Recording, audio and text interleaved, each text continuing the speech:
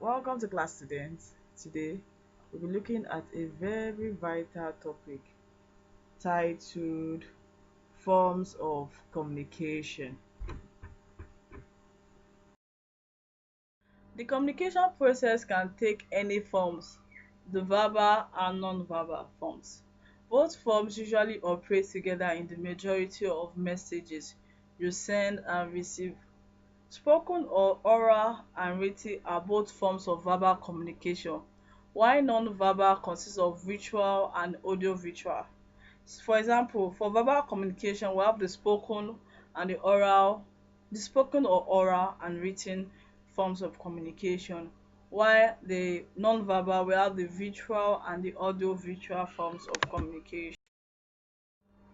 We have different types of communication, as we can see: the verbal communication, the non-verbal communication. The verbal is one of the most basic form of communication. It involves using spoken or written languages to convey messages between individuals. While non-verbal is a powerful type of communication skill that we often overlook in our daily interaction. It includes everything from facial expression to body language to gestures and even our clothes. Some of us okay that are Nigerians or Africans. Our parents, sometimes when we have visitors in the home, our parents do talk with us or talk to us with body languages or facial expression. We also have written communication. As the name suggests, written communication involves conveying information through written words, whether it's an email, a text message, or a letter. Written communication helps individuals to express their thoughts and ideas clearly and precisely. While the visual communication, incorporates the use of images, shapes, and colors and other visual elements to convey information or messages. We also have the feedback. Feedback communication is an essential aspect of effective communication. It helps in both personal and professional settings. We have the mass communication. Mass communication is a powerful tool that connects millions across the globe. We have the group communication. It refers to exchange of information and ideas among three or more individuals. It involves sharing thoughts, opinions, and feedbacks within a team or organization. Effective group communication fosters collaboration, problem solving, and decision making. We look at the forms of communication. We have the oral, the written, and the non-verbal. In the oral, we have times of presentation, audience awareness, critical listening, and body language. In the written communication, we have the academic writing, revision and editing, critical reading, presentation of data. We have the non-verbal, which involve audience awareness, personal presentation, and body language. The verbal communication examples are oral, written, visual, and audio-visual. Types of verbal communication: we have the face-to-face communication. Involves the speaker and the listener interacting face to face in a small group or public speaking. The telephone conversation involves two people interacting by use of telephone, though it is possible for a small group by means of teleconferencing. We have the radio, makes it possible to speak to a large number of people at the same time. We have the written communication, involves use of written forms of communication such as letters, memos, reports, and circulars. So in verbal communication, we've seen face-to-face communication, telephone conversation, the radio, and the written communication. The spoken and written communication.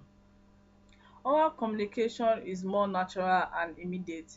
You speak to communicate in natural and informal situations.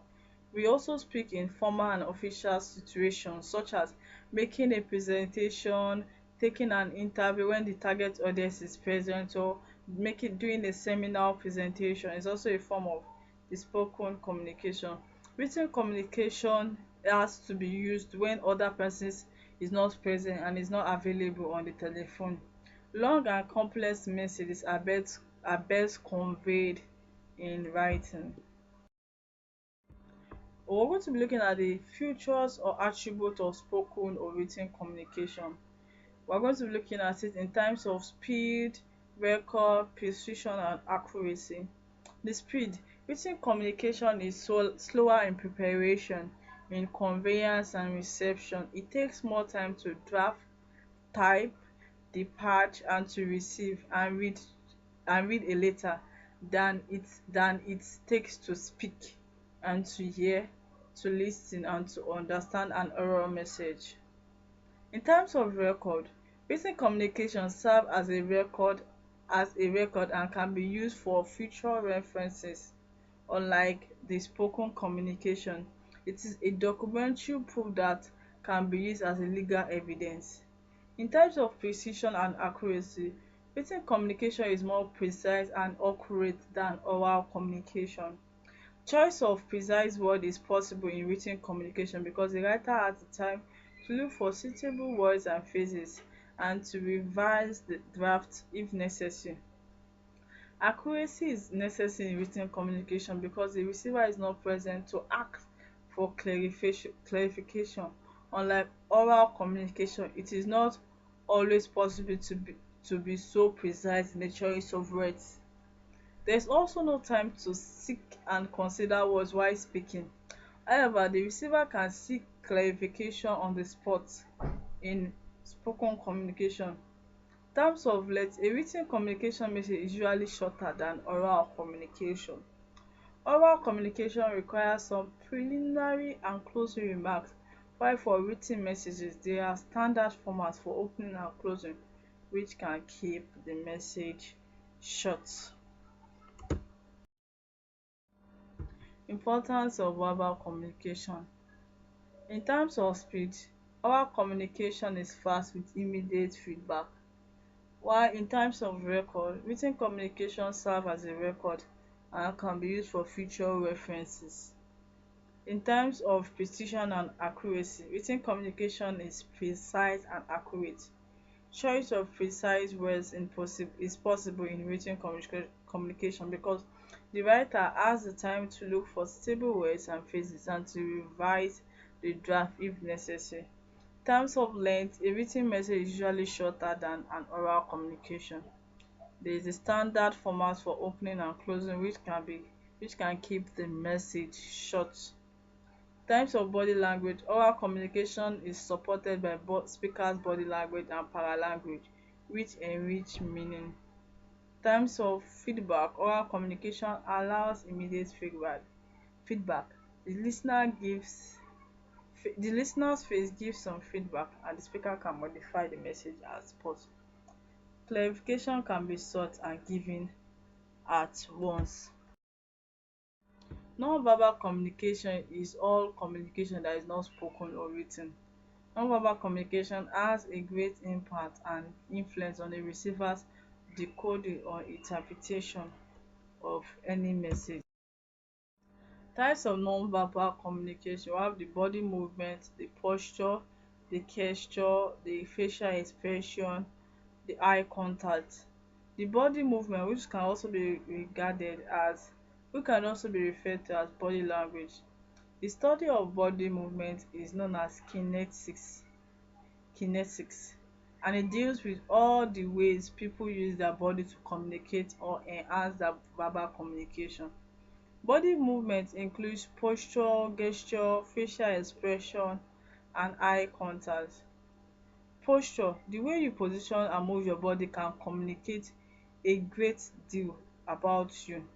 For example, leaning towards or leaning away from someone in conversation can convey your degree of interest, attentiveness, or involvement. Turning your back or standing to leave can convey a lack of interest or signal the person to the conversation. In terms of gesture, gestures are any movement of the hands, fingers, or arm. Open arm can signify honesty and openness. Facial expression are the arrangement of facial muscles to communicate messages. They include mouth, cheeks, eyelid, eyebrows, forehead, nose and chin. The face is probably the most observed part of the body when we communicate with others, and this is not without reason. Our face usually communicates our internal emotional experience. Eye contact, as a type of non-verbal communication, can also communicate several different types of messages. Direct eye contact in our culture can communicate involvement, intimidation, and intimacy. Sign language communication. Sign language is a sophisticated form of non-verbal communication primarily used within the deaf community, while the Braille is a tactile written system for the visually impaired, while the sign language is a visual communication system for the deaf and hard of hearing. It encompasses several distinct systems: the finger spelling. Individual letters are represented through specific hand position, while the signing exact language, that is C, a system that follows English grammar and structure, while the Kenyan Sign Language (KSL), a specific sign language system used in Kenya. Importance of non-verbal communication. Non-verbal communication methods have almost instant effect because of the quicker grasp by the receiver. Speed in conveyance and response makes non-verbal method extremely useful in critical situations like traffic signs and signals. Visual non-verbal method aid verbal communication. Maps, charts, and graphs are also necessary for conveying information or plans related to geography, location, data, and most of the sciences. A large amount of complex data can be presented in a compact form. One page can convey the information that would need several pages of words. It makes information available conveniently and at a glance for comparisons.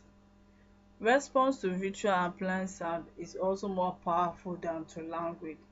A cry of agony arouses stronger response than a sad story. A film is more effective than a written story. TV news is more interesting than on radio. It is the best method to convey information to illiterate people. Non-verbal communication can overcome the barrier of language. Sign language helps the hearing impaired to communicate, learn, and be able to work like any other physically normal persons.